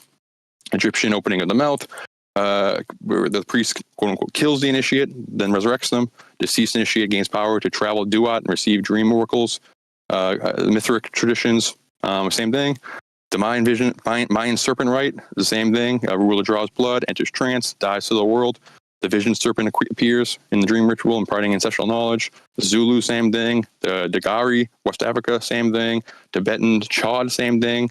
The Bon, the same thing. The Tamir, the same thing. It goes on. Amazonian ayahuasca is basically the same thing. The Sand Bushman, same thing. And the common thread, it says, is that the ritual is symbolic dismemberment and death. Go to the underworld, the dream realm, reassembly by the spirits, and then the person returns as a dreamer, healer, or knower, which is like they touch on the wall and come back with knowledge. Isn't that kind of? And then it reminds me of like the DC universe, where the source wall is the edge of the known universe. You touch that, you either die, or you come back God as a godhead, as some capacity, and everything. Yeah, that's a ton, and I love that. And here's the thing too regarding that. Remember, we've talked about this in the past too. When you go down, when you descend, when you cross over and come back, there are those rules, right? And those rules can destroy you too. Like the Lot's wife and looking back, and you're not supposed to look back. This type of stuff. Like we did whole shows on this in the past. But also, you become that space. But then also, when you leave that space, there are those rules that kind of keep you honest, because you can't bring back too much. You have to kind of follow the rules of that shamanic journey and the vision and all the things, or else you come back broken, or you leave something behind, which might be a loved one. And again, it's that I did a whole thing on this. I can't remember all the details, because these ideas just kind of fire off in my head as we're talking. But there's like I did 5 or 6 or 7 of these of the same story over and over and over. Inagawa and Inagawa, I think, or again, this is a year ago probably. So my memory's a little foggy on that. But it seems like there are maybe these rules, and even Odin was part of that. Like he had to sort of pass being nailed to Yggdrasil and then come back triumphant somehow. But I guess there are still those metaphysical rules to follow, is really what I was trying to bring up there. Too much rambling. Stop, Mike. What else you got? Go ahead. Yeah. I mean, I think a lot of the rules too are kind of us trying to story-tize the things that are happening, kind of the amnesia you get while that it's happening. Is they kind of make it seem like, oh, well, you're not allowed to bring the information, so maybe that's why you lose it. But I think a lot of the rules are in preparation so that you're able to bring information back. Like that's the big Terrence McKenna's biggest thing is like you gotta like the point of the shamanic experience is to bring back information. That's to go to the other side, to go to the underworld, to touch that wall you're talking about or whatever. And if you come back with a nothing, then the journey was fun for you, but it's really doesn't have that much value. You have to come back, and that's what the artist does. That's what art is to come back, is to see something in your mind's eye, or to go to the other side or whatever, and come back and try to communicate that to the tribe, to communicate that to the waking world and to everyone else and stuff. And I think that there's different rules and stuff in order to try to not lose yourself in this process, so that you can come back with some type of memory, or just not broken because of all the information that you're getting. What we're talking about. I mean, basically all the notes I really wanted to talk about. You got anything before I take off? But that's pretty much it. Yeah. Anything for him, James? Of course, I got tons of stuff. You know me. Yeah, I put this in chat too. I wonder if constant pain also is sort of be a trigger for all this too. The anomalous experiences, just in general. And it doesn't. I don't even know if it has to be severe all the time, but just constant, because you're never really totally comfortable. Yeah. And you're always just aware of so much within and without yourself as well. And so I can imagine that being, it's sort of a nonstop. It's sort of, I guess it'd be a slightly different version of maybe a shamanic experience or an anomalous experience, in that it's always there, and you're always just on the edge of something or other. I don't know. It's just really, it's making me wonder how much of all this is connected to not just near death, but just any kind of physical discomfort. How much that does also cause receptivity to these things as well. Yeah, I think a lot. I think maybe if you're used to it, it might not. If it's like a constant thing your entire life, maybe you might become adjusted to it. Now that it's become your waking state. But I think any kind of altered state, if it's not your waking state, if it is altering your state at all, altering consciousness, shifting you even the slightest, I think that's what happens. And that's kind of the Jacob's ladder idea of it. If you get really sick, or if you're like have a crazy flu, or if you're in some kind of pain ordeal, they call them capital O ordeals, to induce this process and stuff. And pain is sometimes something that they use, like they'll hang themselves from hooks or hang weights from hooks off their body, or just different things to induce like an altered state in some capacity, or just extreme feats of the body or anything like that. And I think it's might all apply just to alter your state in some capacity, so that you I don't know. Yeah, it's real quick interjection there too. Mattell in the chat says the path of pain. So apparently this is a thing. And there's it brings to mind that you said hooks in the back or whatever. There's this old, I've probably brought this up once or twice on the show in 8 years. So bear with me for the third time.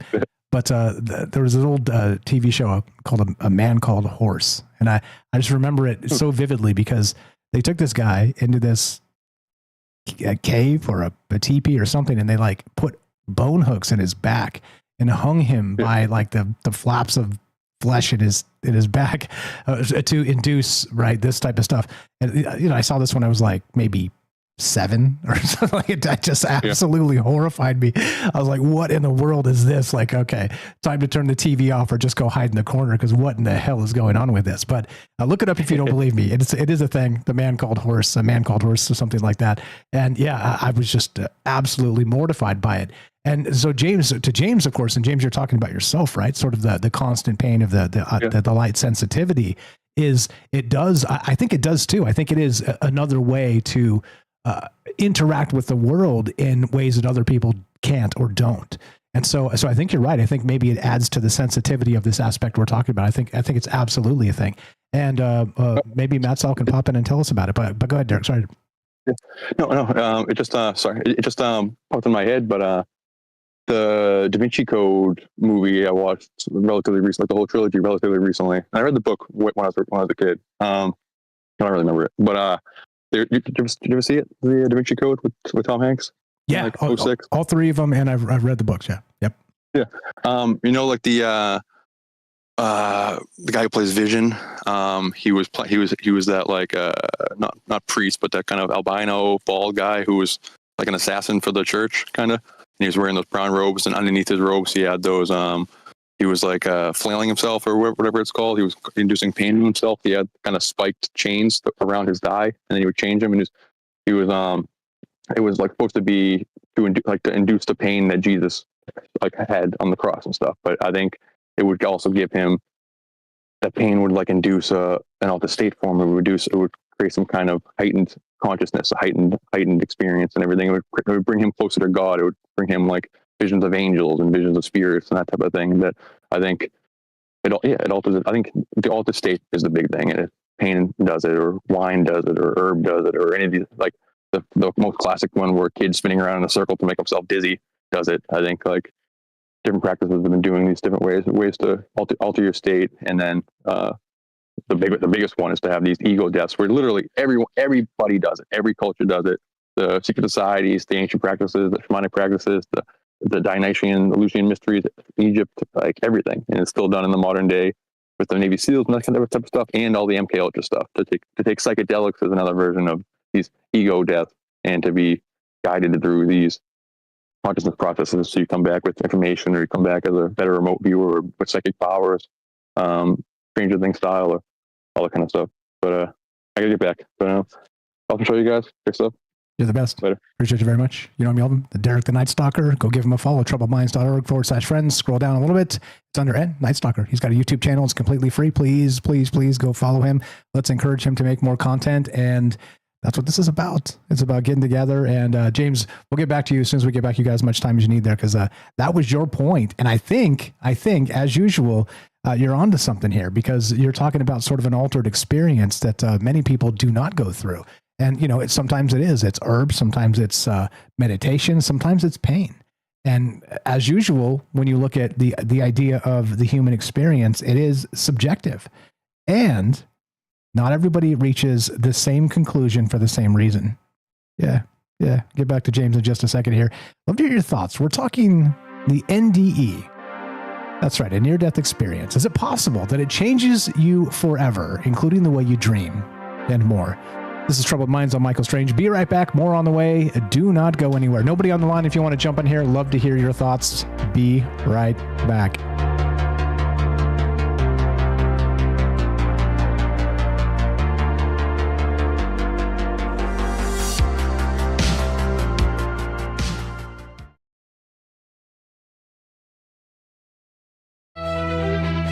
You're tuning into Troubled Minds, the show where mystery knows no bounds. Stay tuned for revelations that'll keep you questioning the fabric of reality. Let's check the news.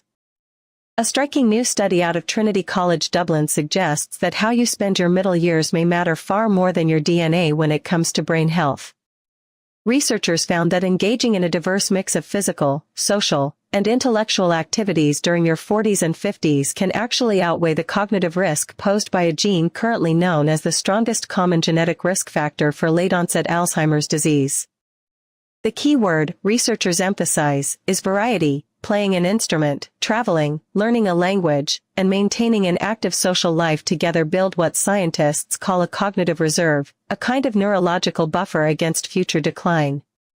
Published in the Journal of Alzheimer's and Dementia, the findings are notable for focusing on midlife rather than the elderly, suggesting there is a meaningful window between the ages of 40 and 59 during which the brain remains highly responsive to lifestyle choices, long before symptoms typically appear.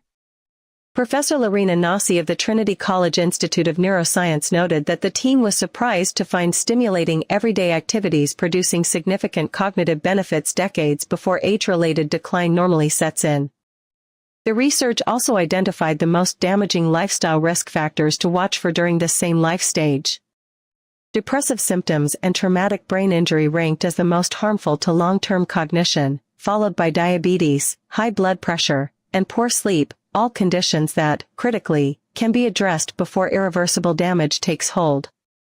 The broader implication here is both hopeful and somewhat unsettling in equal measure. The architecture of your cognitive future may already be under construction right now, shaped not by fate or genetics alone, but by the texture of your daily life. Thanks for listening to the Troubled Minds Radio Network. Indeed.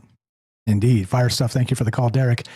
Great stuff as usual from James. We'll get back to that as well, because I think the path of pain here, as mentioned by Matzal, is certainly one of these ways. And this is exactly the point. There's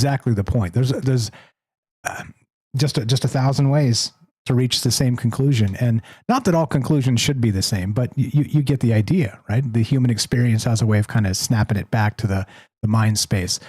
Shout out to Joey. What's up, Sylvain? I see you there. What's up to Robert? Thanks for the call. Karen, Sacha, Apoc, Matzal, Dragon Rose, Quantum Karma, Roving Fungus. We got Joe in Florida, Chef Pete, Eric in Ohio, Herschel. I hope your teeth are feeling better. That was horrible to hear that. Teeth are the worst when they are in pain. Daryl, how you doing? James, of course, amazing as always. If I missed anybody in all the chats, what's up, Taxi Graveyard over there on Kick, because Kick is working again. Everything's working again. It's weird. It's really weird. Should I not talk about it because I'll jinx it? Yeah, I'm going to jinx it if I keep talking about it. What's up, Merlin Magi, Hiker Emoji? We had Gordo over there, the Puff sighting, of course. Theo, thanks again for being nice, and thanks for all the great humor over there, and just rolling with the punches on these ideas. Like I said, it's just ideas, and maybe, just maybe, we're onto something. Maybe, just maybe, we're not. As usual, you decide. Here we go. Final segment coming up. Like I said, nobody on the line if you want to jump in here. Love to hear your thoughts. More from James, more from you. Here we go. Troubled Minds happening right about now.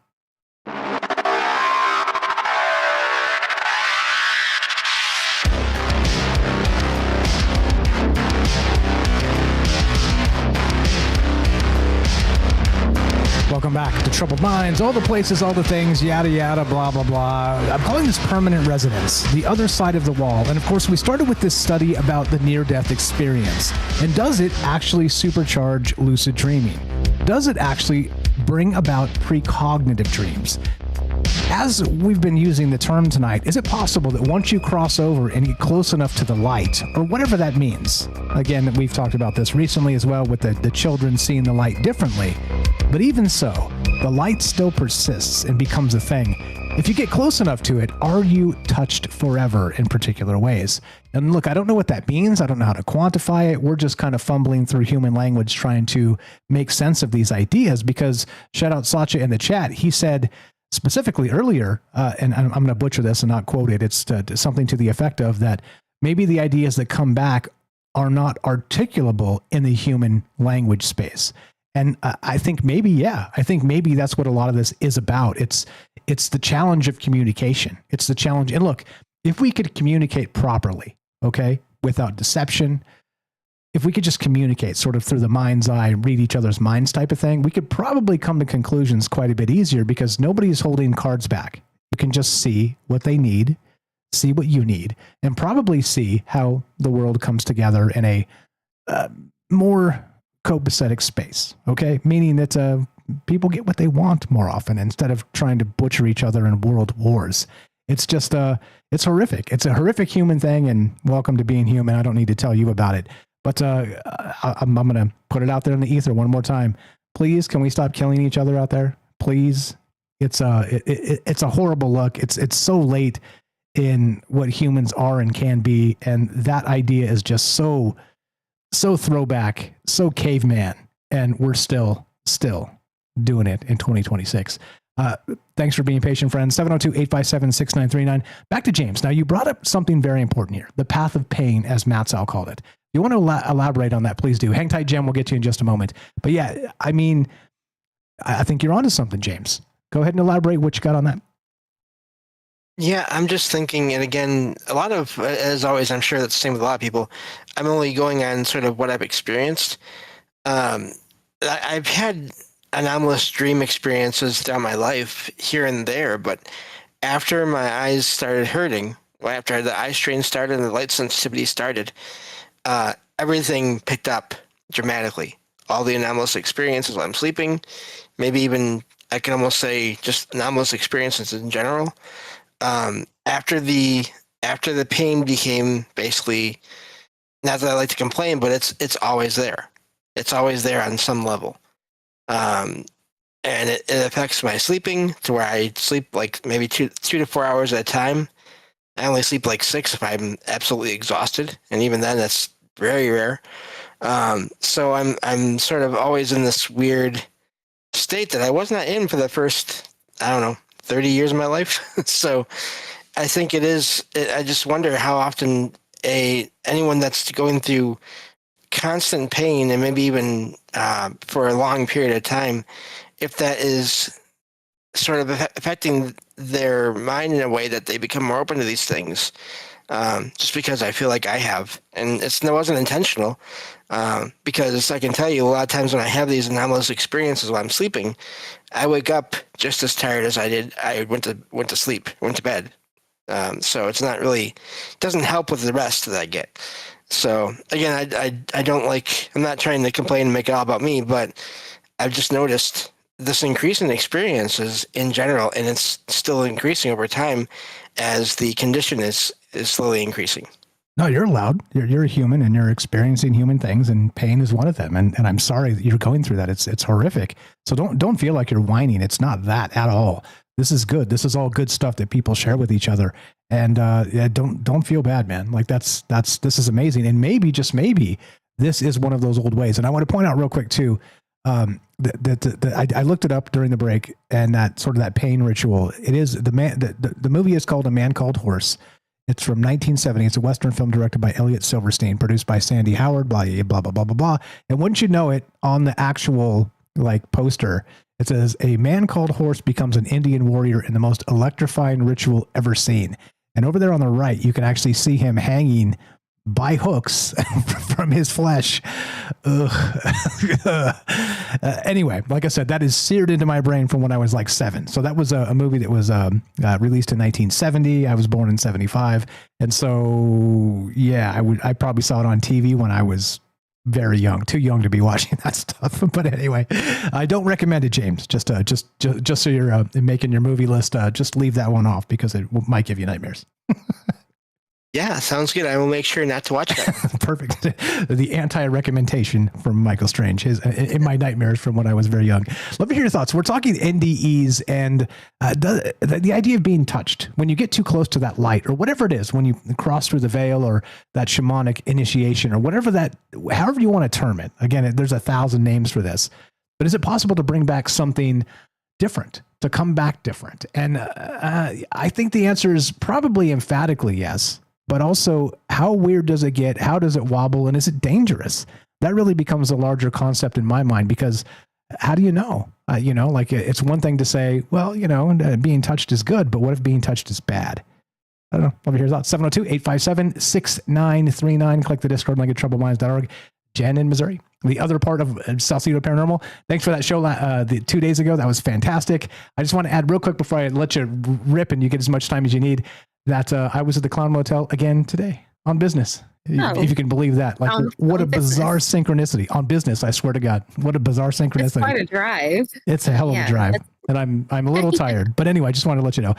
Welcome to the thing. What's on your mind? There's a ton here, and you're brilliant as always. What do you got? Go right ahead. I don't know if it's worth it or not. Like when you're thinking about these things, the trouble. Well, I'm gonna start with, of course I did have, a lot of people have illness when they're a child. So I went through a cycle like that. I talked about that on one of the last shows you did about the NDE, and it wasn't quite like people would describe. It was just, it was a brush with a closeness to it, but it didn't, I don't know how. Moving on. So when I was about, I always had an interest when I was 12 to 20, I guess you'd put it that way, of extreme interest in trying to understand, talking with, spirits of loved ones and things like that. I experienced several losses when I was a kid. So I had lost a lot of family members. And so I was really interested in that, not from like a cult perspective, but more just like a fascination with it and trying to figure out if it was possible to make connection or to and if it was a good idea to do so and that sort of thing. But I had also some strange experiences. People would relate to night terrors. I was afflicted with that when I was really little, it went on for a year and a half when I was 6 probably. And that was, it was a cumulative effect where I had just people. Now I would think maybe it was dreams or nightmares, but it seemed at the time not to be that at all. It seemed very real. And now they would say it's sleep paralysis or something like that, but I could move if I wanted to, but I was just paralyzed with fear at what I was seeing sometimes. And so, looking back on it now, and we moved into, when this is all going to relate back, but, basically, sorry about that. But basically just seeing the other side as before knowing what the other side would even mean or anything like that, just seeing death up close and seeing people, knowing they've passed away and understanding it really young and having that kind of perspective on it was unique, at least from my perspective at the time. Now, when I was I don't know, probably 19, a friend of the family, he was involved with a lot of the, I don't know how you describe it, Indian American rituals of shamanism, things like that. And there was this place called the Hermitage, and I went there twice when I was probably 18, 19, somewhere in there. And it was, you had to drive out really far. And you had to get permission from these people who owned part of this land. And it was like just in the middle of absolutely nothing. I remember you drive forever and ever and ever to get out there. And there was just nothing the whole time. Like you definitely, like no gas station past this point, that kind of thing. But once I was out there, just drop you off at like this prepared, it was a octagonal shape. It was small building. And there was a wood stove and like, that's it. And you are supposed to fast, away from food for like the day before you go there. And then they don't pick you up till like a couple of days later. And you're just out there. And so I didn't go away from the spot or anything like that, but the silence, I don't know how to describe this, but when you're out there in the woods like that, like you can hear, you can't hear traffic or anything like that. Like it'd be a place you'd film a movie, like of isolation or something. But you could not hear anything. And actually the woods themselves have a sound. It's like a silence, but there's a sound to it. And this was in the fall, so it was winter-ish. And that, like, it was cold at night and everything, but just, there's something about the removal of all of the noise and the distance, and the knowing of the distance too, and that you can't get out of there. Like, God forbid something terrible should happen. And that's part of it. But it was, like, I remember, having coffee off of the fire I'd made and all of this. It was really incredible experience at that age. And it really affected the way that I kind of saw things, as far as, I don't know how to explain it, but it gave a sensitivity about living, about that coming back when they brought me back, when we came back into town and everything, into normal ways, it was just so strange because there was just an absence of any activity or anything at all. It was just a time to contemplate. And then on another experience, the same individual, the experience is meant to force you out of your body. And it's like they use feathers. Like there's like I know it sounds weird, but you go into sort of this relaxed state, and it's a type of ritual. And that induced a sort of astral projection. First time that I would really think that it was like a type of astral projection, but I remember that very distinctly. And when I came back to my body, and I actually heard a voice, the voice of this old man that was like doing this. I heard his voice say, no, if he actually said it, but he said, you have to come back to her now. And like out of the space that I was in, and it looked like just, I don't know how to describe it. I mean, I could, but like feathers in and of itself, as far as like you could feel like no wind. It was this weird other place. And when I came back into my body, this is where it's kind of important. Like my body itself was cold, like to the touch. And I had like this over emotional, like just like, almost like it was just the weirdest feeling coming back into the body. And they gave me chocolate to eat. And it's supposed to like ground you back down. Like immediately, I remember that like coming out of it and like getting up off the table and going and sitting at this other table, and they give you chocolate to eat to like ground you. And it was as if though it was a definite sense of feeling like not in your own body. Like it was definitely like that's how you get out of the body. That's just real quick. Let me interject. That's wild. It's like Persephone and the pomegranate seeds. Like you're back in this realm, have some food of this realm, so you stay here and you don't drift, right? Yeah, it was the weirdest way, And there was almost, before I did come back, I did not want to. It was like the weirdest thing. So it was almost like there was this the feeling was really liberating. and you almost forgot. I almost forgot that there was something to come back to. And then I heard that, and then I don't know, I just got drawn back right into my body, and it was cold, like my hands and everything, and like my body felt cold.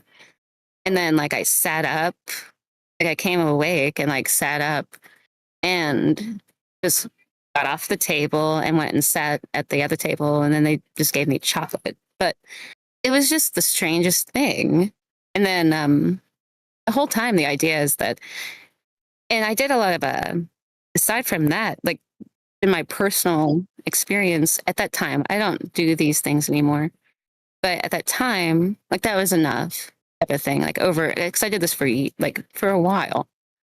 About pursuing candle gazing, like doing all these different things, and trying to see visions, through candle gazing and things like that. And the intentional idea being that there is more than just the world you're looking at, and that if you choose to, you could see this other world if it's some use to you some way, which sometimes it does seem like it is useful. What I did notice through all of those different things that I was doing and all the different things I was experiencing, that it did induce a very active dream state. And I also went through like a period of time where it's complete documentation of dreaming. So I did that for a long time. And I did that. And I had to, at first, it was this, I've described this before, but at first, you just, you only remember a few details, but it gets more and more intense. And you're supposed to journal both the sleeping state and your day state. And the idea is that eventually, because you do begin to remember more and more detail from the dream, and it would get so bizarre, and it did get so strange because there seemed to be like the dream state took on so much detail and so much elaboration, and the people that were in those dreams were very real, and the conversations, and down to such minute detail because you're writing it all down. And that, along with my day journal that I was keeping at the time, and this went on for like probably 6 months, it began to be like almost impossible to tell the difference. It was like you're living two lives. So like there was like this dream state world and then like your waking world. And you could compare the two journals, and it was like there was that much going on in those 8 hours of sleep as much as there was during the waking hours. It was so bizarre. And you could use that, I suppose, for a lot of things. You can begin to see or believe that other people have this inner world too, and that there's some way to reach that in other people. But at the same time, there begins to be this issue definitely about boundaries, and the idea that people may not have good control over these sorts of things if they are going out of body, even in their sleep state, and possibly coming in contact with you in your wake state or something like that. I mean, there's a whole idea about that. And there's all sorts of like rituals and lore designed to prevent that, because the idea is that they can become like basically like this part of the mind and this attachment to this certain, because there's different bodies. So the idea is that there's multiple bodies in a body, and that some of them, if they're like deprived or if they have, not what, whatever type of injury to them, they can go out seeking, or in a living individual, and then you can come across them. So it's true, it's not just ghosts. There are individuals that can be resting, like 7 states away, and yet pop up because the whole relation of time and everything there's none of it.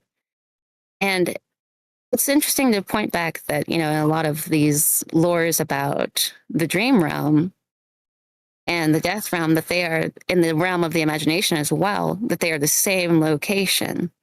And that if you knew how to navigate it, properly, which is it'd be like a full-time job to do that. I mean, you could do it halfway, but I mean, that's why they specifically dedicated certain individuals to doing it. So only doing that. Yeah. You can't just be doing that. It would have to be like somebody specifically, and typically they choose those people at like birth, and they come from like there's certain signs and everything they look for, and they'll do that, intentionally, and they use them as they're a vessel to do those things, to go into those places people can't go to, and to come back with the information that the people are looking for. And they'll do that over and over again. They'll live their life that way. And that's all that they do. And they don't work a job. They don't do anything. That's all that they do. And they can't do normal day-to-day things or normal life things. And so I think it's really odd when you're looking at today's world where people are venturing into doing those things, because venturing into that world too much may make it very difficult to actually live just the kind of the necessity of the world and the things you should be doing. You can't, it's almost impossible to be in both places, to live in that kind of mindset. And I think it would cause some type of mental illness, in fact, to some degree, because one is not, I mean, it's complementary, because people can come for answers to, someone doing that, a shaman or something like that, or like a bruja. But that's specifically what they do. And it's a huge sacrifice. They oftentimes don't have families or anything because they can't, because they're oftentimes, not quite right. And I've met some of these people and they're just not quite right. I don't think they're supposed to be. I think that's the thing. And supposed to be, yeah. Yeah, like that's what we're talking about here. Like the dangerous aspect of this, you can get lost. And I always caution this too. Like, look, and this is why I say there's no truth here. Like I can spot patterns. I don't know either. I'm very saying stuff I've seen. And people yeah. No, exactly. I'm not. So all the disclaimers apply, guys. Just be very careful. Don't go too deep into anything. Look, don't go too deep into troubled minds. Just don't do it. Like, think about things in a frivolous manner and consider them as a daily dalliance and some entertainment value, and maybe learn some things. But literally, if you follow sort of the chain of where we started to where we're here, you think we're sort of like mystical internet shamans or something. Look, we're not. We're just people that have seen these things having a conversation. Go ahead. Sorry. I've just seen some really weird things, and I've seen people who do operate in those, and it's just really interesting. Yeah, from an anthropological perspective, it's fascinating, but it's definitely, you can have, a certain amount of where you can walk between the worlds without going all the way over there, yeah. And I don't know, it's really interesting, but we need to any more people are trying to live more in this world, make an effect in this world, but they're tied together. I mean, you'll notice things that happen in this world. And if you're messing with studying these things, you'll notice them popping up in your sleep state too. And there's a lot there. I don't know, but that's what I wanted to add it in. Fire stuff. I appreciate it very much. Thanks for popping in. Thanks again for the previous show. That was absolutely fantastic. And we'll do that again. James, anything for Jen before she takes off? Yeah, great call. It's reminding me just of, it's talking about being in the other world too much. Definitely. I mean, like I said, I've said this before and tonight, and probably say it again in the future. What I experience is enough as it is. And I'm in the middle of the scale as far as people that have experiences. So I can only imagine dealing with that 24/7. That sounds like too much. And it's really weird. Like the other world doesn't seem like when you're there with that DreamWorks stuff, that I was talking about. I did that for quite a while. And I don't know if that actually is the other world, but it was not like some dreamy state. It became just as articulated as this one. Like it was like two different worlds, like, that world, and it would take up the entire, I'd go to sleep and I'd begin dreaming. And it would have just as much detail. It was not fuzzy or anything like that. It wasn't dreamy. It was full of the exact sort of thing that you're looking at in your day-to-day world here. But that in itself was kind of exhausting to keep up with it. Because there was just so much going on in both. But yeah. Well said. Appreciate it very much. Thanks for popping. As always, Jen. Sorry. No, you're good. You're good. Thanks for popping in and sharing. Jen, you're love of the Arcane Observer, troubledminds.org/friends. Scroll down, follow Jen. She's also the co-host of Salcedo Paranormal with James there on the weekends, and fire stuff. And look, I think as usual, like, caution is necessary. Like, you can't go too deeply into anything, or you'll cause yourself problems. There are addictions in all manner of things for humans. And so you go too deeply into any one thing, and that's what you become. That shadow becomes you. I see you guys in the chat. Thank you very much for all the thoughtful ideas. Matsell says this, and we'll wrap on this because this is incredibly pertinent to the discussion tonight. Be careful. Be careful what you chase and what you ask for. That old saying, right? Be careful what you get for. Be careful what you ask for because you just might get it. See what my mind did there? In the old days, that's the way I used to talk. Like, I used to scramble up the words, but now, it only happens once in a while. Be careful what you ask for because you just might get it. Matt Sal says, for every path, there is a shadow. Agreed. And so caution is always necessary when you're thinking about these ideas. Don't go, run to the nearest shaman and buy some drugs and do some things. And, don't do drugs, kids. I do not recommend it. I don't do them. I don't think you should do them. It's not something that's frivolous. It's something that should be taken very seriously. And that's all. That's all I want to say on that. I'm not going to preach. That's it. That's my preach for the night. But just be careful. Just be careful of the things you chase, because as the saying goes, right? You stare too long into the abyss and the abyss stares back. There are human emotions, human addictions, human spaces that is difficult to climb out of once you sort of see them in the mirror. James, anything to add? Let's wrap it up. Yeah, it's funny. I have a few friends that they do like video game streams on Twitch, and I've stuck, like, I still go there and I listen to them and, talk with people there because it's something other than what I do for all the work I do for the podcast and everything and being with you all. And it's something other than the research I usually am doing, which is always into all these things. And I stay there. I continue going to those streams because of that. I know that my brain needs some time away from all these subjects, obviously. And so, they're just gaming streams in one way, but also they're important times away from all this, just for me to decompress and in between all of this. So definitely balance is always good in all the things. Then thank you for having me on as always. You're the best. Thanks for being here. Appreciate it very much. Thanks for reading the stuff and doing the homework and just keeping up with all the things, man. Like you are blazing the trail these days with so many great ideas and so many amazing shows and the things you're doing, the Substack you're writing. Look, if you haven't followed James in all the places, would you please do that? SalcidoParanormal.com, SALSIDO paranormal.com. James, do we have your Substack linked on that website? We should. I will have to check on that. I don't know. Let's check it. Okay, so we'll put everything in one spot. If it's not there, please follow his Substack. Go follow his podcast. Go buy his books. Like I always say for Robert, look, James's books are also on Amazon. You could buy his books tonight and get it tomorrow. It's like magic. Go help our friend James. Go listen to the amazing podcast he's creating with Jen there. Shout out, Jen. Thank you for the call, and thanks for helping with the show the other night. Amazing stuff.